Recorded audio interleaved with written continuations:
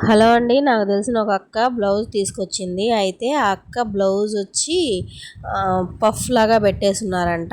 ఎక్కువ ఆ puff design అక్కకి నచ్చలేదని చెప్పింది.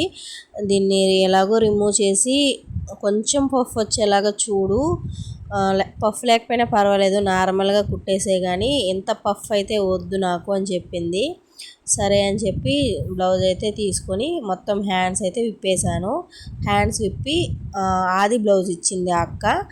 ఇంకా ఆ కొలతతో తీసుకొని ఎంతవరకు కట్ చేయాలి అనేది చూసుకొని కట్ చేసేసాను. కట్ చేసి కొంచెం ఒక 2 ఫ్రిల్స్ వచ్చేలాగా పెట్టాను. చిన్న బఫే పెట్టానండి. నేను నాకు కాకుండా ఇంకొకరికి కుట్టడం ఇదే ఫస్ట్ టైం అండి. ఆ అక్కే ఒక 2 బ్లౌజులు కూడా ఇచ్చింది కుట్టడానికి. కుట్టివ్వు అనేసి కుట్టించాను. మీ సైడు ఒక బ్లౌజ్ కుడితే ఎంత తీసుకుంటారు అనేది కామెంట్ చేయండి ఫ్రెండ్స్. అంటే లైనింగ్ వేసి కుడితే ఎంత తీసుకుంటారు, లైనింగ్ లేకుండా వేసి కుడితే ఎంత తీసుకుంటారు అనేది కామెంట్ చేయండి.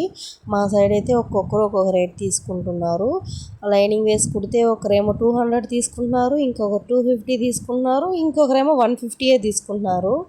మరి ఎవరి కాస్ట్ ఫాలో అవ్వాలో నాకేం అర్థం కావడం లేదు. 150 రూపీస్కి ఏమొస్తుందండి? ఇప్పుడు మోటార్ మీద కుట్టామనుకోండి, అసలు కరెంట్ ఛార్జీ కూడా రాదు.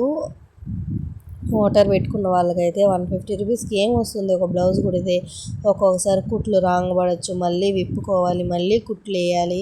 అసలు ఎంత కరెంటు వేస్ట్ అవుతుంది. అండ్ థ్రెడ్స్ ఒక 2 అయిపోతున్నాయండి ఒక బ్లౌజ్ కుట్టడానికి. అసలు ఒక ఆమె అయితే 150 తీసుకుంటుందంట. మరి ఎలా తీసుకోవాలో ఏమో నాకేం అర్థం కావడం లేదు.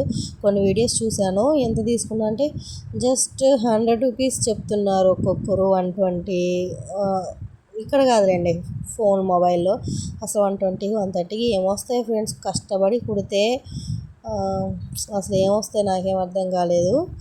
నేను బ్లౌజ్ నేర్చుకోకముందు అంటే చిన్నగా ఇంటర్ ఆ టైంలో అనుకోండి, అప్పుడు డ్రెస్సులు కుట్టడానికి ఇస్తాం కదా. కుట్టిన తర్వాత నేను అనుకునేదాన్ని, చూడు ఒక డ్రెస్ కుట్టడానికి ఇస్తే ఆయనకి ఒక 2 దారాలు అవుతాయి అంతే. ఒక దారం 20 రూపాయలు వేసుకున్న 40 రూపాయలు కాస్టు. ఆయన 200, 40 రూపాయలు పోయినా 200 తీసుకుంటున్నాడంటే 160 రూపీస్ ఆదాయం ఆయనకి. ఒక బ్లౌజ్కి 160 రూపీస్ ఆదాయం.